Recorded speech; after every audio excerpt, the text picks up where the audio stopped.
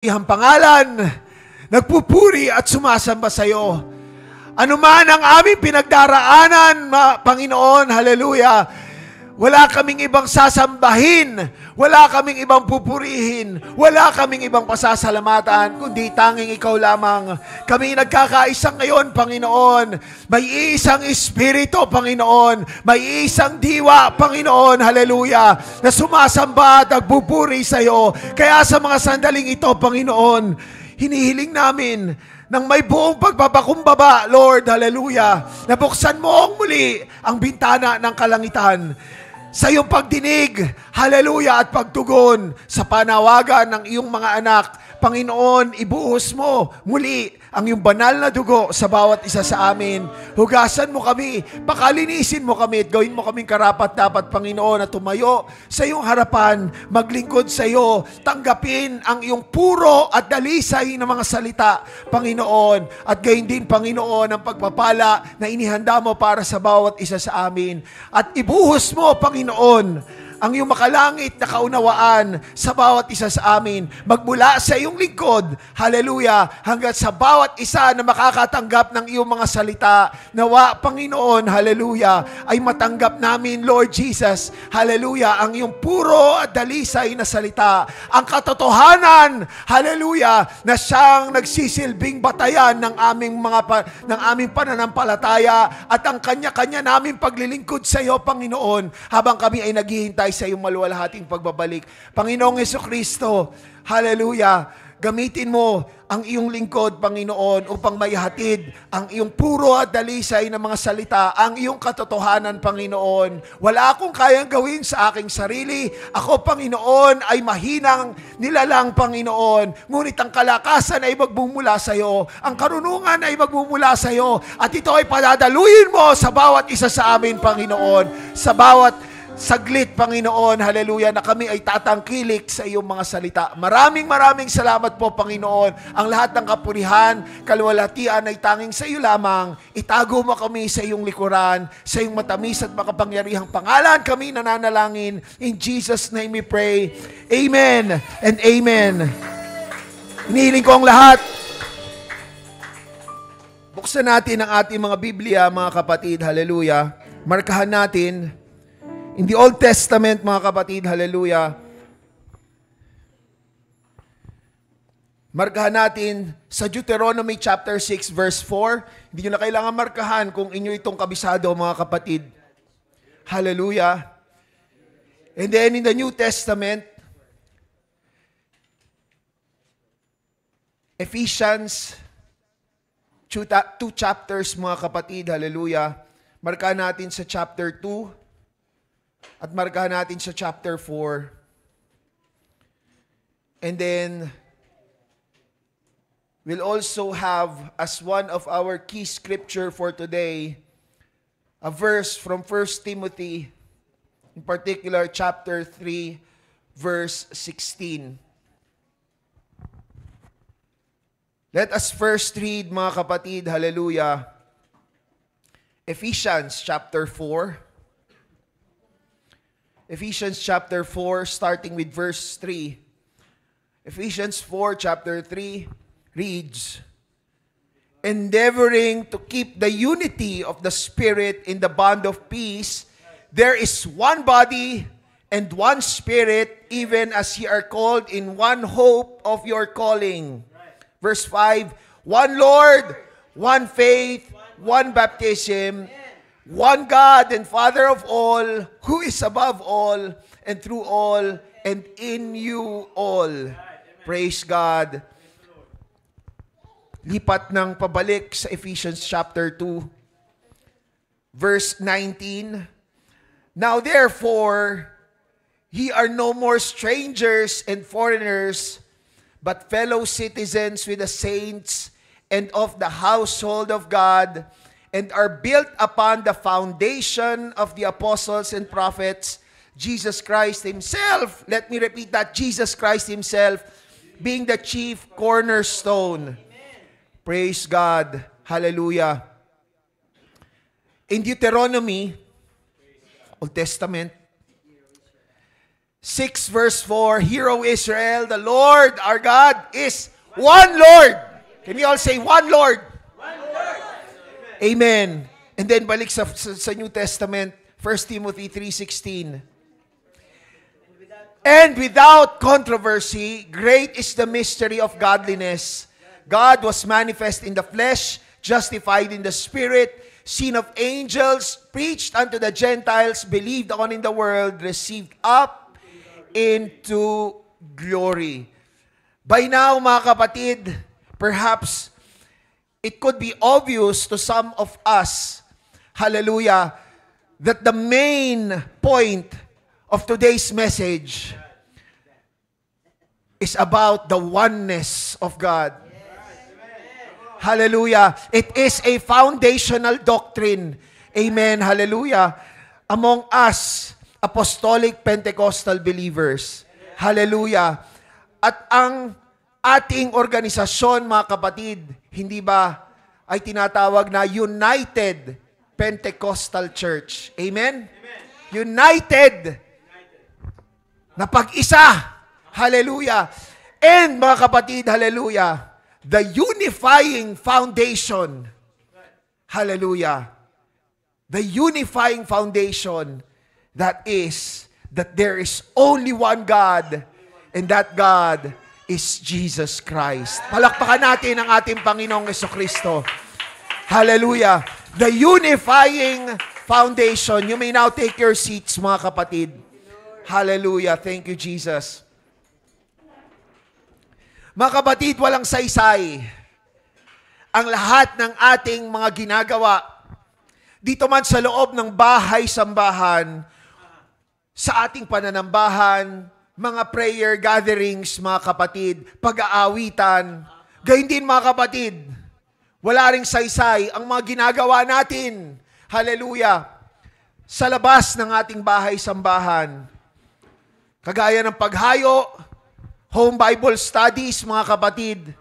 Wala itong saysay, mga kapatid, kung ito, hallelujah, ay hindi nakabatay sa matibay na pundasyon. Hallelujah. Ang pundasyon ng katotohanan na mayroon lamang iisang Diyos. Amen? Last week, mga kapatid, hallelujah, sa pamamagitan ng ating mahal na kapatid, Brother E.L., hallelujah, ang salita ng Diyos, praise God, ay muling nagpaalaala sa atin, hallelujah, ng mga napakahalagang doctrinal points, hallelujah, mga kinakailangang gawin para ang isang kaluluwa ay maligtas, makapunta sa kaharian ng ating Panginoon. Hallelujah. The first step of which, amen, sabihin na natin kung kayo, mga kapatid, ay matagal nang kabahagi ng Return to Christ mission, at kung kayo, mga kapatid, ay matagal nang nakabahagi sa mga pag-aaral, hallelujah, maalala ninyo, mga kapatid, yung steps towards salvation, the first of which being faith. Kailangan magkaroon ng pananampalataya sa Diyos. Ngunit, kanino ba dapat manampalataya? Kanino ba natin dapat ilagay ang ating paniniwala? At ang ating tiwala?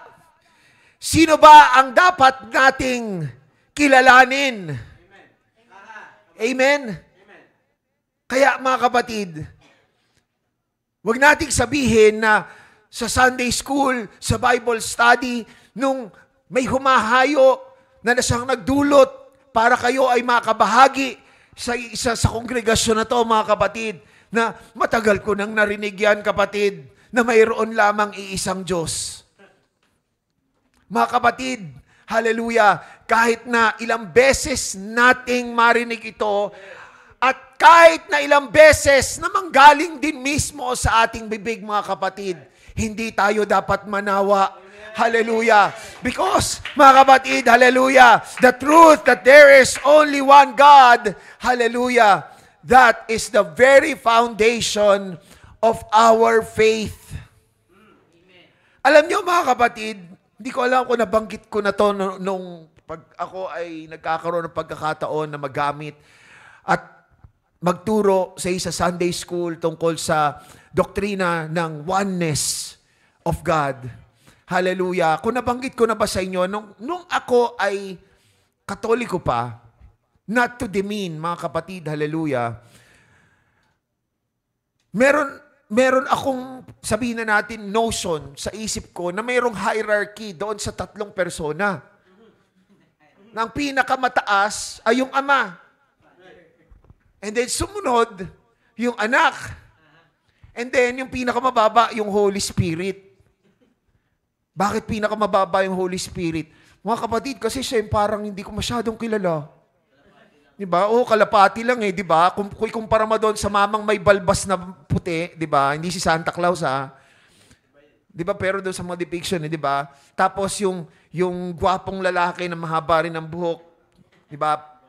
Mas maikli ang balbas, pero bigotit balbas, diba? Diba? Siyempre, mukhang mas mababa yung kalapati. Diba? Tapos, mga kapatid, I had this notion before na dahil si Jesus, yung Diyos anak, mga kapatid, siya yung nagkatawang tao, siya yung mas nakaka-relate dapat sa mga tao, siya yung mas mapagpatawad kaysa sa Ama. Na tila baga, parang mas mabagsik yung Ama, mas stricto yung Ama. At di ba kadalasan sa tahanan, ganun eh, no? Yung Ama, yung disciplinarian, yung mas stricto. Pero mga kapatid, gayon pa man, nung ako ay Katoliko, parang mas close pa ako. Feeling ko mas close ako kay Mama Mary. Again, not to demean, mga kapatid, kasi si Mary, Pentecostal yun eh. Pentecostal si Mary, kasama siya doon sa upper room. Di ba? Kaya mga kapatid, kasi di ba, mas malapit ang pakiramdam nating mga anak sa nanay. Tama. Kaya pag ako'y nananalangin noon, mga kapatid, ang una kong pinananalanginan, si Mama Mary. Oo. Diba? Next si Papa Jesus. Tapos, yung Ama, alam nyo, yung Ama, kung tama ang pagkakaalala ko, nakakapanalangin lamang ako sa Kanya pagka nasasambit ko yung Our Father. Kasi nandun yung malinaw na banggit na Father, Our Father who art in heaven. Diba? Who art in heaven. So, ever since, nandun lang siya sa langit kasi yung anak, yung Diyos anak, yung bumaba sa lupa. Diba? I had that notion, mga kapatid. So ngayon, mga kapatid, ang tanong, sino yung mas pag-uukulan ko ng pansin? Mas pag-uukulan ko ng aking effort? Sino yung mas pag-uukulan ko ng aking paglilingkod? Sino yung mas pag-uukulan ko ng pagmamahal? Tayong mga tao, mga kapatid, meron tayong tendency na kung sino yung pinakamalapit sa atin, di ba? Yun yung pinag-uukulan natin ng ating atensyon at ng ating apeksyon. Amen? Kung feeling mo sa iyong mga magulang, mas close ka, pinaka-close ka sa iyong nanay, malamang-lamang, mas malaki yung atensyon at yung apeksyon, yung pagmamahal na idinudulot mo sa iyong ina kaysa sa iyong ama. Hindi ko sinasabi na hindi mo mahal ang iyong ama. Yung nga lang, mas partial ka para kay nanay, di ba? Mas malapit ka eh. Kaya nga, ito, nabanggit ko, sigurado ko, nabanggit ko to. Nung ako, mga kapatid, ay nasa dati ko pang paniniwala, feeling ko, mas mahal ko si Mama Mary kaysa sa Panginoong Jesus. At feeling ko, mas mahal ko si Jesus Christ kaysa sa Ama. So kung nakikita natin, mga kapatid, yung pananampalataya natin, na kung aasahan natin na yung pananampalataya natin yung magdadrive, yung magpapakilos sa atin para sumunod sa ating Panginoong Diyos, sa Kanyang mga utos, mga kapatid, hallelujah, ay hindi tama ang batayan. Hindi tama, mga kapatid, yung object ng ating faith, mga kapatid. Kasi hindi pala tama yung pagkakakilala natin, mga kapatid. Hindi rin nagiging tama yung mga nagiging kilos dulot ng ating pananampalataya. Kaya nga sabi ko sa inyo noon, mga kapatid, mas nananalangin ako noon kay Mama Mary. Kasi feeling ko, mas close ako kay Mama Mary. Amen? Na kung tutuusin ngayon, in hindsight mga kapatid, hindi ako dapat nananalangin sa Kanya. Nananalangin tayo tanging sa Diyos lamang. At kapag nanalangin tayo sa Diyos, hindi yung iba yung panalangin natin para sa anak, iba yung panalangin natin para sa Ama. Dahil iisa lamang sila mga kapatid. Gayun din mga kapatid, isn't it that it is through faith, pag tayo ay nasimulan na magkaroon ng pagkakilala at paniniwala, pananampalataya na mayroong Diyos, yun ang magdudulot sa atin para makilala natin yung pagiging makasalanan natin eh. Ang Diyos ay banal. Tayo ay makasalanan. Kaya bilang makasalanan, kinakailangan tayo magpakumbaba at tayo ay kinakailangang magsisi sa ating mga kasalanan. Amen? Ngayon, kung kilala natin ang Diyos ay iisa lamang. Walang Diyos na mas mabagsik, walang Diyos na mas mabait. Amen? Iisa lamang. Yung Diyos na mabait, wagas ang pagmamahal, biyaya at habag sa atin, siya din ay mabagsik. Amen? So hindi tayo magdadalawang isip, isa lang yung Diyos na kung kanino ako magsisisi ng aking mga kasalanan. Pero hindi, paano kung ilan ang kilala mo? Merong Diyos na mas mabagsik, merong Diyos na less na mabagsik, mas mabait. Kanino ka hihingi ng tawad? Kanino ka magsisisi sa iyong mga kasalanan? Amen? Malamang doon sa mas mabait, di ba? Kaya mga kapatid, di ba? I think in one of God's messages to us, hallelujah, delivered I think months ago or maybe even years ago, mga kapatid, di ba na-highlight na tila baga sa mga pangangaral, lalo na sa pangangaral sa sanlibutan, ang na-emphasize lang mga kapatid, yung mabait na side ng Panginoon. Well, mabait talaga ang Panginoon, hindi masama ang Panginoon. Pero yung mabagsik na side ng ating Panginoon, hindi yun masyadong na-emphasize sa mga pangangaral. Amen? O baka hindi mo atindi, ayoko na rito. Ang lupit pala ng Diyos nila. Lalo na kung merong mga di ba, mga potential converts. Di ba? Pero mga kapatid, isa lang. Isa lang ang Diyos, mga kapatid. There is only one Lord. Amen? Mula pa noong panahon ng Old Testament, and take note mga kapatid, baka sabihin na, Old Testament yun, mga Kristiyano na tayo, hindi na nag-a-apply sa atin yung Levitical law. Tandaan natin mga kapatid, hallelujah, mayroon na mga bahagi ng Levitical law na hindi nga binuwag, hindi naman binuwag ng ating Panginoong Hesukristo ang batas, ang kautusan. Pinerfect yun ng ating Panginoong Hesukristo. Now, in terms of the Shema na sinasabi, para sa mga Israelita, Hear, O Israel, the Lord our God is one Lord. Isa lamang mga kapatid.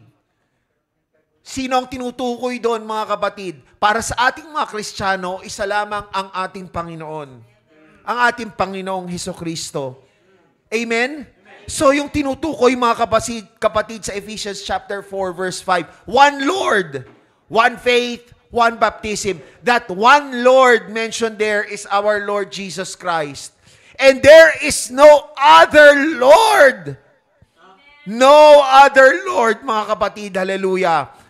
From ever since time began, up to the end of time, mga kapatid, hallelujah, meron lamang iisang Panginoon. Yung katotohanan yon, mga kapatid, that truth will endure regardless of age. So, hindi pwedeng sabihin na sa Old Testament lamang pwedeng sabihin na may iisang Panginoon, may iisang Diyos. Kahit New Testament age, hallelujah, kahit ngayon at magpakailanman, mga kapatid, meron lamang iisang Panginoon. Ang tinutukoy doon ay ang ating Panginoong Diyos. At ang Panginoong Diyos, hallelujah na yon, ay may pangalang Jesus. Amen. Amen. Amen? That is the very foundation of our faith. Do you agree, mga kapatid? That is the very foundation of our faith. Kaya doon sa liham, sa sulat ni Apostol Pablo, na ginagamit ng ating Panginoon para mangusap sa mga mananampalataya, mga kapatid, hallelujah, sa bahaging yon, He speaks of unity. He speaks of unity among the believers. Ano? Dahil mga kapatid, tayo ay pinag-iisa ng ating pananampalataya. At yung pananampalataya natin, mga kapatid, ay may pundasyon. So basically, what unites us is that foundational doctrine that there is only one God, that His name is Jesus Christ, mga kapatid. Huwag tayo magsasawa kung yung mga Israelita nga di ba? Meron silang, kasi ang utos sa kanila, di ba? Kailangan dala-dala nila palagi yun. Yung katotohanan yun. So, ibig sabihin, kahit saan sila magpunta, handa silang panindigan yun at handa silang ipahayag yun. Di ba? Nakatanim sa kanilang, hindi nga lang figurative, na ulo at puso, mga kapatid. Di ba? Literal. Literal, di ba? Yung, ano na nga yung tawag nun, di ba? Di ba? So tayo mga kapatid, sasabihin mo, narinig ko na yan. Hindi ko na kailangan sabihin yan kasi narinig ko niya, alam ko na yan Yan naman talagang ano ng UPC oneness Di ba? Hindi, mga kapatid, ipapahayag natin at ipapahayag natin yan. Pag tayo ay humahayo, mga kapatid, di ba? Sino ba yung ipinapakilala natin? Amen? Bumabalik at bumabalik doon na mayroong iisang Diyos lamang. God Himself declared it. Amen? Siya mismo nagbanggit. Isaiah chapter 45 verse 5, I am the Lord, there is none else, there is no God beside me. At ang Diyos, alam natin, hindi nagbabago. Amen? Hindi siya nagbabago. Kaya kung noon sinabi niya, ako ang Panginoon, bukod sa akin walang ibang Diyos. Ibig sabihin, nung panahon ni Jesus Christ, yun pa rin. Totoo pa rin yun. Kaya anong sinasabi ni Jesus Christ, hallelujah, I and the Father are one.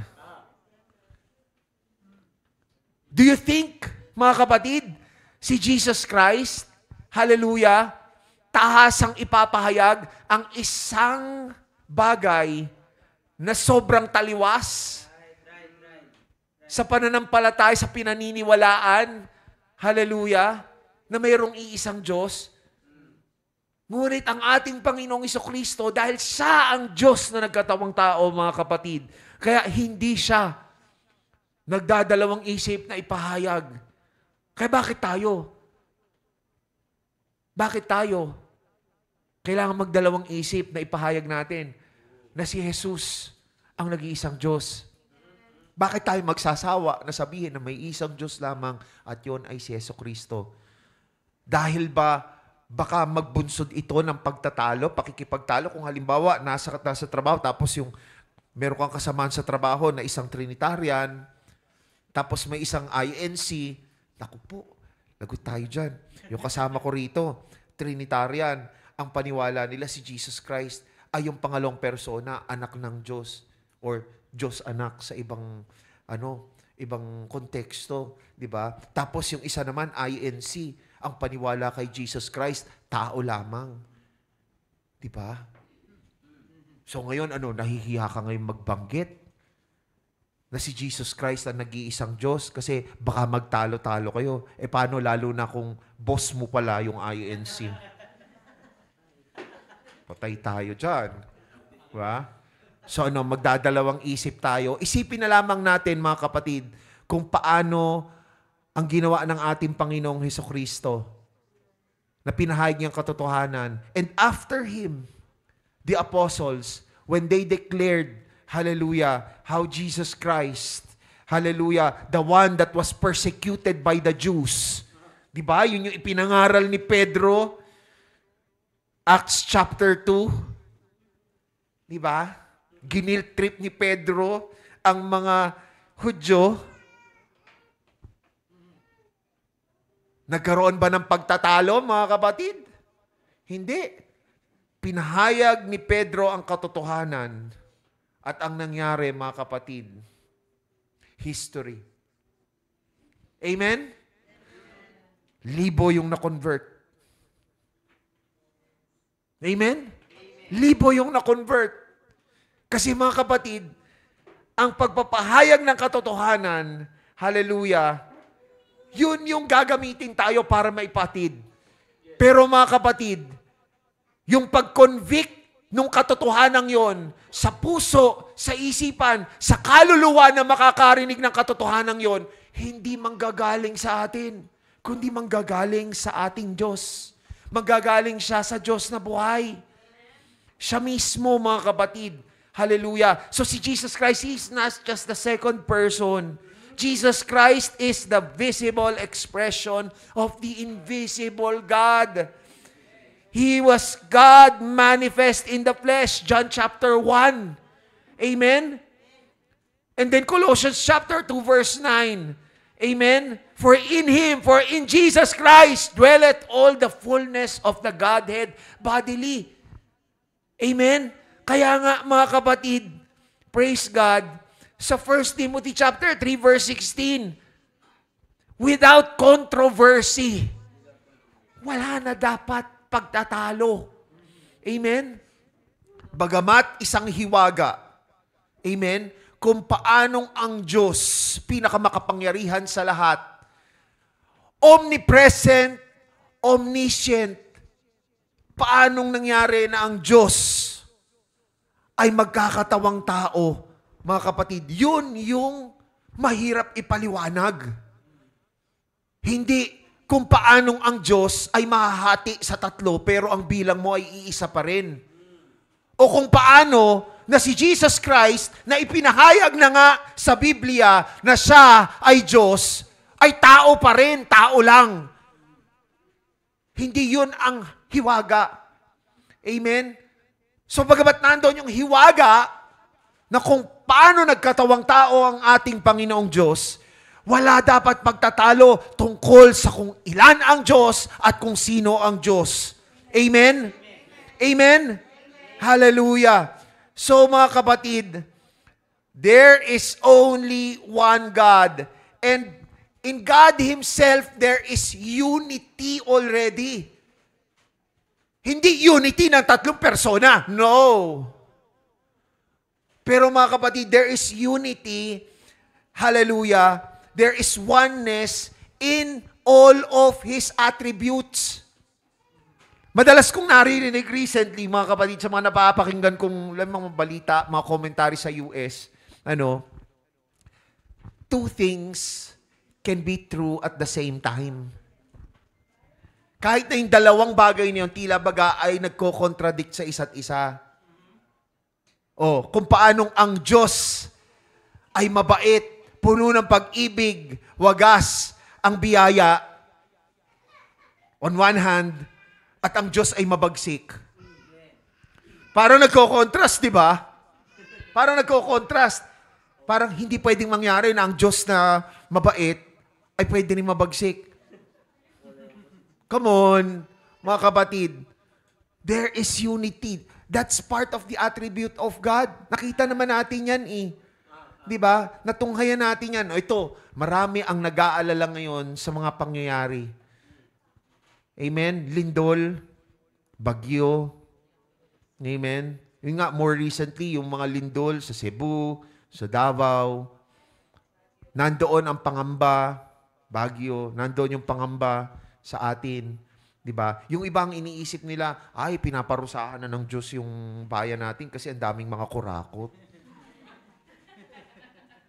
Yung iba naman, iniisip nila, di ba? Mabagsik yung Diyos. Di yata tayo love ni Lord. Kasi kung love talaga tayo ni Lord, hindi niya hahayaan yung mangyari. Iba naman, iniisip, hindi, gawayan ng kaaway, gawayan ni Satanas. Kasi ang Diyos, hindi niya kayang gawin yun, mahal niya tayo . iingatan lang tayo ng Panginoon. Amen?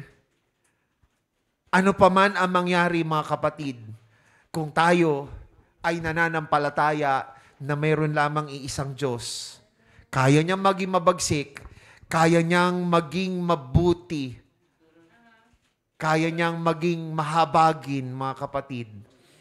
Wala tayong dapat pangambahan.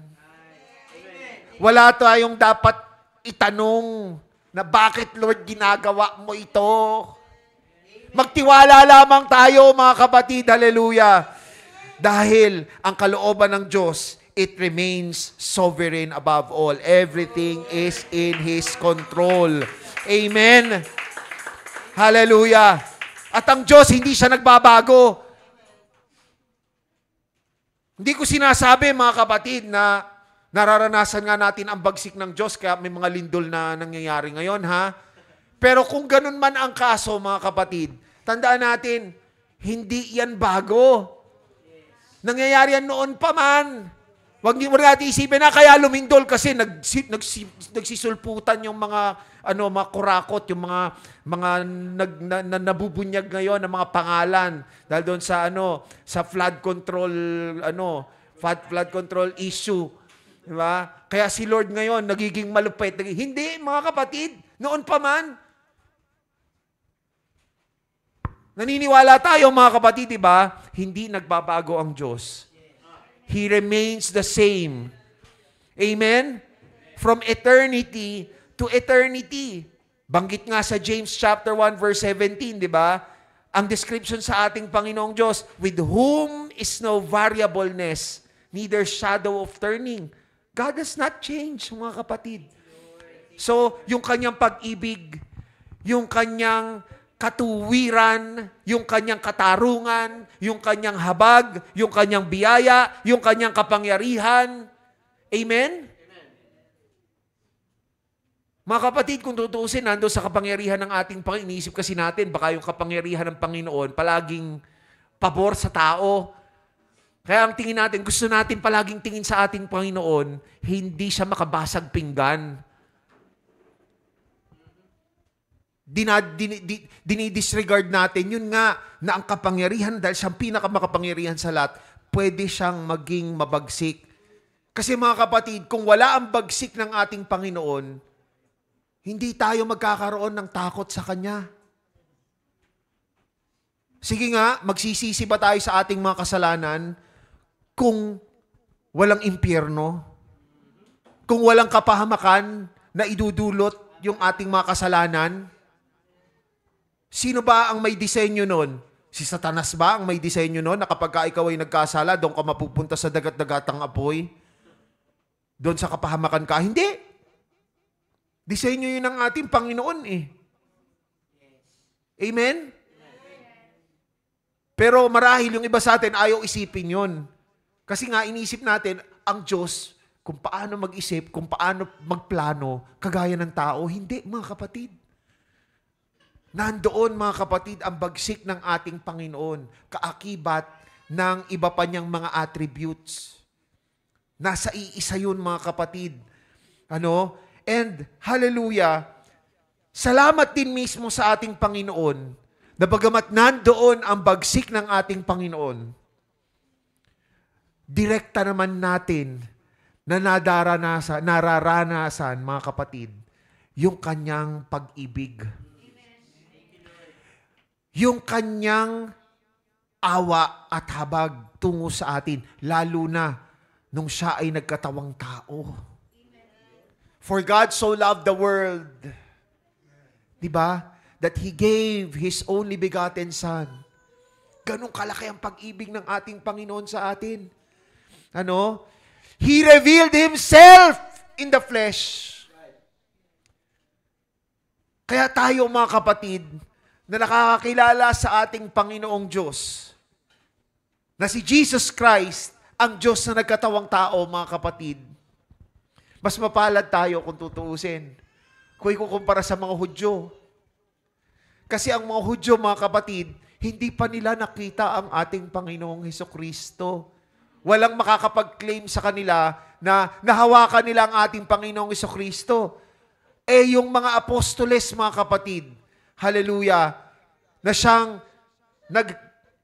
sabihin na natin, nagpamana sa atin, di ba, ng ating mga doktrina, ng ating pinanghahawakan ng mga katotohanan, mga kapatid.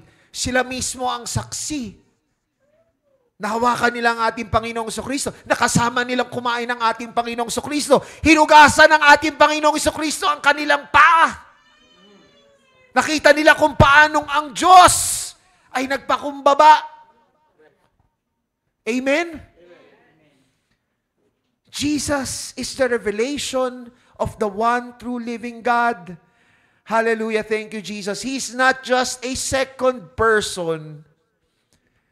He's not just a secondary or a demigod, but He is God Himself. Kaya nga, the one Lord in Ephesians chapter 4 verse 5, and that one Lord in Deuteronomy chapter 6, mga kapatid, that one Lord is none other than Jesus Christ Himself. Hallelujah. Walang iba. Sabihin ng iba, hindi, si Alang Diyos. Hindi. Di ba? Hindi si Jesucristo, propeta lang yan. Pero mga kapatid, saan tayo nakakita ng pangalan lamang ng tao na nakapagpabago ng mga buhay? Walang ibang pangalan. Walang ibang pangalan kundi tanging pangalan ng Panginoong Jesucristo lamang. Kahit na sabihin, hindi, nagbago ang aking pananaw dahil kay Jose Rizal. Ang tanong, binago ba ni Jose Rizal ang buhay mo? Mula sa pagiging makasalanan, patungo sa pagiging tagasunod ng ating Panginoong Diyos? Can anyone claim that? O kung sino mang politiko, ay, si Mayor, yung pangalan ni Mayor, ginamit ko, para ako ay, malibre sa ospital. O, ba? Nabago ba talaga ni Mayor ang iyong buhay? Hindi eh. Tanging ang pangalan ng ating Panginoong Jesucristo all throughout history. Amen? Sabi nga nila, mga kapatid, kung ang Panginoong Jesucristo ay hindi totoong Diyos, at kung maling paniniwala ang ating pinananampalatayanan, mga kapatid, palagay ba natin hahantong sa mga kaganapan sa kasaysayan kung paanong ang mga apostoles na lang mismo, mga kapatid, nakita natin kung paano namatay yung ilan sa kanila? Amen? Hindi natin nakita na nasaksihan, pero di ba, yung nalaman natin, like for instance, si Pedro, ipinakong patiwarik. Pabaligtad. Di ba? The persecution that was gladly received by the apostles. Why? Because they did it to proclaim the truth that Jesus Christ is God.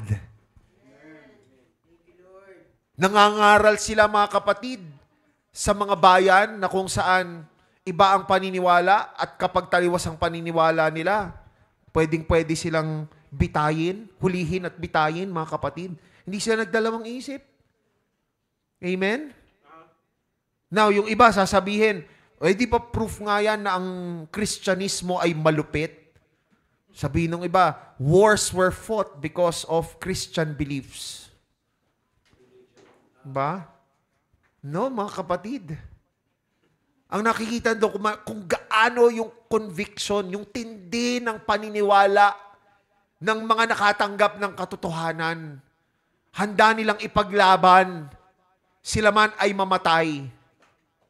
Dahil yun ang totoo, mga kapatid. Yun ang pawang katotohanan. And take note, mga kapatid, hallelujah, that revelation, hallelujah, continues to happen right now. The revelation that Jesus Christ is the one true living God. The revelation that there is only one God. One God or one Lord, one faith, one baptism. Ba't hindi nauna yung one baptism, one faith, one Lord? Mga kapatid, hindi aksidente kung paano na isulat yun eh.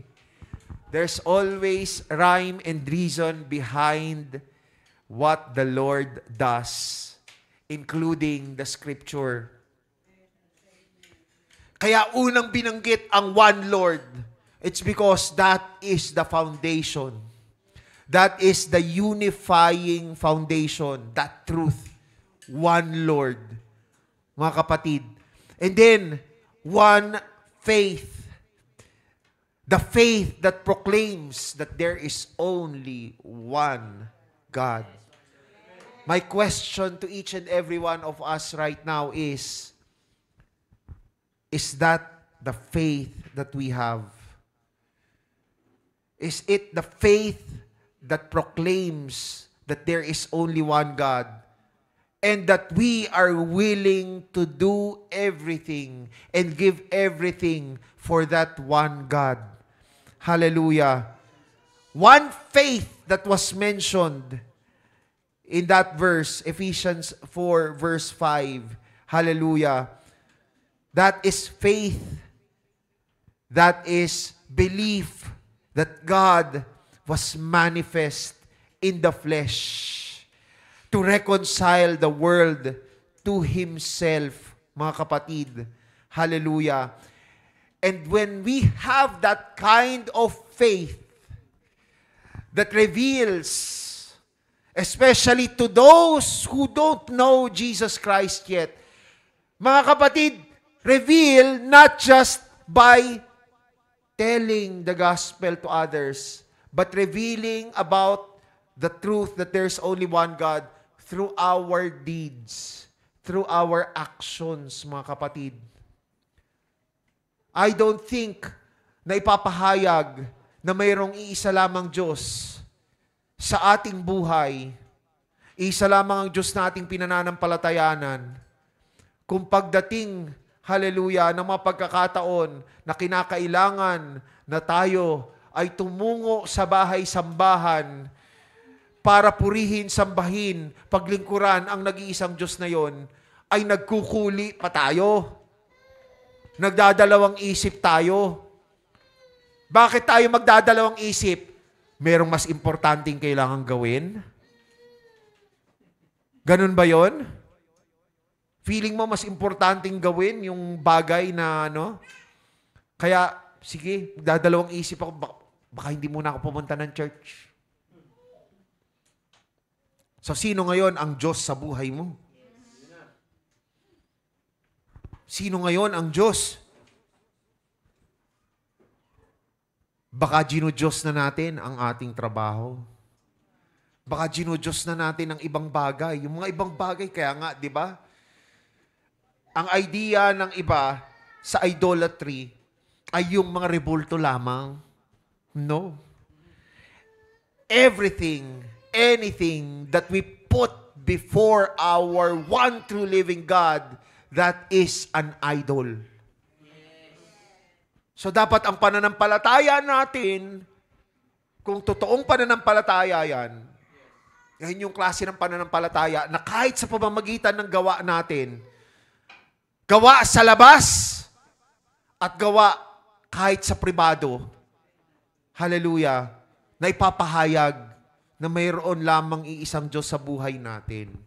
Hallelujah. At kapag mayroon tayong ganong klaseng pananampalataya, expect that there will be unity within the church. There will be unity within the church, mga kapatid. Hallelujah. Because unity of faith produces unity of the church. When we all embrace the truth that there is only one God, that unifies us. Pinag-iisa tayo, pinagbubuklod tayo. Ano? And take note, mga kapatid, one Lord, one faith, one baptism. Mga kapatid, thank God because He made a way. Not just for us, hallelujah, to be saved.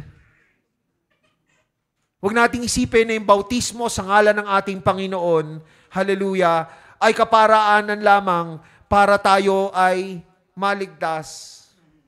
Yes, of course, nandoon yun. Pero naisip na ba natin, mga kapatid, that it's also through baptism that we are able to identify with that one true living God. We are able to identify with Him. Amen? Hindi ba ang bautismo sa tubig, ito ay simboliko ng pagkamatay ng ating makasalanang sarili, paglilibing ng namatay na makasalanang sarili natin, paglubog sa tubig, at ang pag-ahon natin sa tubig, ito, mga kapatid, ay simboliko ng pagkabuhay nating muli bilang isang bagong nilalang. Mula doon sa namatay na makasalanang sarili natin. That way, we are able to relate with what happened to our Lord Jesus Christ. He died on the cross to save us from our sins. Of course, Jesus Christ did not die as a sinful person, but He took on the sins of the world upon Himself when He died on the cross. And then after 3 days, He rose again from the dead. Kaya tayo naririto ngayon, mga kapatid, kung hindi nabuhay na muli ang ating Panginoong Jesucristo, wala tayong dahilan para magsama-sama dito ngayon. Pero mga kapatid, at yun nga patunay ng ating Panginoong Diyos, ang ating Panginoong Jesucristo ay Diyos na buhay. Siya'y nag-iisang Diyos. Amen? And baptism, hallelujah, in water and in the Spirit, that will unite us with our Lord Jesus Christ. We become part of the body, the church, whose head is Jesus Christ, by being born again, mga kapatid. So, when Paul wrote, hallelujah, to the Ephesians, to the believers in general, hallelujah, that there is only one Lord, one faith, one baptism, mga kapatid, hallelujah. It is a declaration, hallelujah, not just of unity among the believers, but it is also a declaration of unity, hallelujah, within the very being of God Himself. Iisang Diyos, hallelujah. 1 Timothy chapter 2 verse 5, for there is one God and one mediator between God and men, the man Christ Jesus. Hallelujah. May iisa lamang Diyos. Wala nang iba, ang ating Panginoong Hesukristo. At siya ang dapat maging focus, siya ang dapat maging object ng ating pananampalataya. Ang pananampalataya natin na dapat nagpapahayag na mayroon lamang iisang Diyos sa pamamagitan ng ating kilos, ng ating salita. May iisa lamang Diyos. At kapag yan, mga kapatid, hallelujah, ay naipahayag sa ibang kaluluwa na hindi pa nakakakilala sa ating Panginoon, yan ay kaparaanan ng ating Panginoon para sila din ay makaisa natin sa iisang pananampalataya, sa iisang Diyos na buhay. Amen? Amen, mga kapatid. That is why, hallelujah, the truth that there is only one God and His name is Jesus Christ, that is the unifying foundation. Hallelujah. At kapag mahina ang pundasyon, alam natin, mahina kung ano man ang maitatayo sa ibabaw nito. Ngunit ako ay naniniwala ngayon, hallelujah, marahil kasama ng bawat isa sa atin, I hope and pray, kaysa nyo ko, mga kapatid, hallelujah, at kaysa ko kayo, sa paniniwala na ang ating mga ginagawa, ng ating mga sinasabi bilang mga mananampalataya, hallelujah, bilang tagapaglingkod ng ating Panginoon, ay mayroong matibay na pundasyon. Ang pundasyon na mayroong isang Diyos lamang at ang pangalan niya ay Hesus Kristo. Hindi kayang tibagin ng sino man o ng anuman. Hindi matitibag ng anumang sitwasyon. Hallelujah. Tayo mga kapatid, hallelujah. We are apostolic believers. Hallelujah. At tayo mga kapatid ay naglilingkod sa iisa lamang na Diyos na buhay. Tayo po ay magsitayo mga kapatid. Hallelujah. Oh, there is only one God. Hallelujah. The foundation, the very foundation of our faith, hallelujah, is in that very truth. Huwag tayo magsasawa, mga kapatid, na mapakinggan ang katotohanan ito. Huwag tayo magsasawa, mga kapatid, hallelujah, na maipahayag sa pamamagitan ng ating bibig, sa pamamagitan ng ating kilos, na mayroon lamang iisang Diyos.